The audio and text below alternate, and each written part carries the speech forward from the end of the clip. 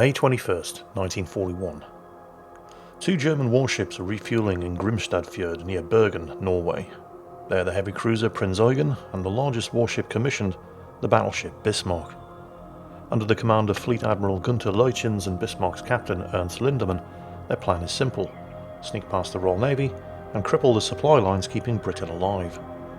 However, high above the moored German ships is a Royal Air Force Spitfire piloted by Michael Suckling. He photographs the German vessels and then makes haste back to base. By the following day, the German warships have made a break into the Atlantic and the British Admiralty begins to mobilise every warship available to pursue the Bismarck. Admiral John Tovey of the British Home Fleet sets sail aboard his flagship King George V along with the aircraft carrier Victorious to support Royal Navy units already at sea. Tovey dispatches the newest battleship in the British fleet, HMS Prince of Wales, alongside the pride of the Royal Navy, the battlecruiser HMS Hood. Aboard the Hood is Tovey's subordinate Vice Admiral Lancelot Holland, who commands the two capital ships as they set out towards the Denmark Strait. The following day, on the 23rd of May, the British heavy cruisers Norfolk and Suffolk are patrolling the Denmark Strait when a lookout aboard Suffolk sounds the alarm. It's the German warships passing by the Greenland coast. Suffolk quickly turns hard over and makes for a fog bank. Norfolk, still exposed, is quickly fired upon by Bismarck at a range of 9.5 kilometres. Like Suffolk, Norfolk seeks cover amidst the heavy fog and begins to shadow the German warships. Outgunned, the two British cruisers broadcast the position of the German warships to the rest of the British fleet. The only force within range capable of matching the Germans is Holland's squadron. Battle plan is simple. Race across the bow of the enemy warships, bringing all of his fire to bear on the Germans. But during the night, the British cruisers shadowing Bismarck lose radar contact, and when it's finally re-established, Holland's squadron is out of position. Leuchens now has the upper hand, being able to bring all of his firepower to bear on Holland's squadron. Despite this, Holland charges toward Bismarck. At 5:52 a.m. on the morning of the 24th of May 1941, HMS Hood would fire her first salvo. Holland, aboard Hood, orders his gunners to target the lead ship, mistaking the heavy cruiser Prinz Eugen for Bismarck. But John Leach, captain of the Prince of Wales, recognises Holland's error and targets Bismarck despite Holland's orders. Massive explosions of water leap up around Leuchens, but he doesn't give the order to return fire. The British ships fire again, but the newly constructed Prince of Wales is suffering from gun malfunctions and one is already out of commission after the first salvo. To make matters worse, the British ships are sailing into the wind. Sea spray carried by the wind makes the larger rangefinders of turrets A and B unusable, forcing Holland to use the smaller director towers for range estimation.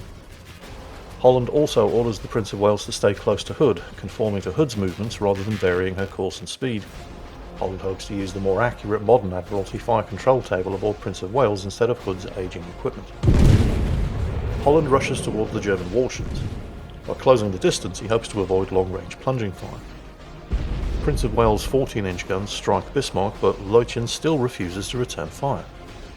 Captain Lindemann of Bismarck, frustrated at Leuchens for not opening fire, shouts, "I'm not letting my ship get shot out from under my ass. Open fire!" And at 5:55, Bismarck and Prinz Eugen return fire. The British trade fire with the German warships. Columns of water creep closer towards Holland. Then, a shell from Prinz Eugen strikes Hood's 4-inch ready-use magazine, starting a fire.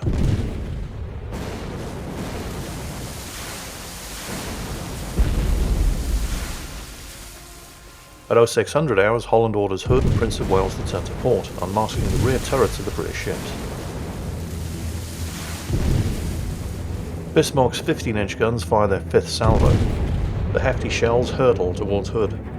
For a few seconds following the impact, nothing happens. But then, a geyser of flame erupts from Hood's deck and a massive explosion tears the mighty Hood in two. Prince of Wales, following behind Hood, makes a hard turn to starboard to avoid Hood's sinking wreckage. But as the mighty battle cruiser begins to sink, the forward turrets fired a final defiant salvo before slipping underwater. Prince of Wales is now in a very dire situation. She's alone against two trained German fleet units and her guns are malfunctioning. Regardless, Captain John Leach continues to fire on the enemy vessels, with Bismarck and Prinz Eugen returning fire. With the Prince of Wales having followed Hood's movements, it's easy for Leuchens to switch fire to the lone battleship. Several shells hit the Prince of Wales. One explodes inside a bridge, killing everyone but Captain Leach and a few officers. The remaining shells hit her boat deck and 3 land beneath the waterline. Badly damaged, alone, and with the machinery breaking down, Leach breaks off his attack and retreats under the cover of smoke. Leutjens decides against pursuing the British battleship. His battleship has sustained light damage from the fight with Prince of Wales and is leaking fuel. Leutjens decides it would be best to attempt to return to port in France for repairs, rather than risk further damage attempting to sink the battered British warship. With the loss of Hood and the newly constructed Prince of Wales badly damaged, the Royal Navy was in shock. The Admiralty received an order from Churchill. It was only 3 words long, but every warship that received the message began to rush to Toby's aid. It simply said, "Sink the Bismarck."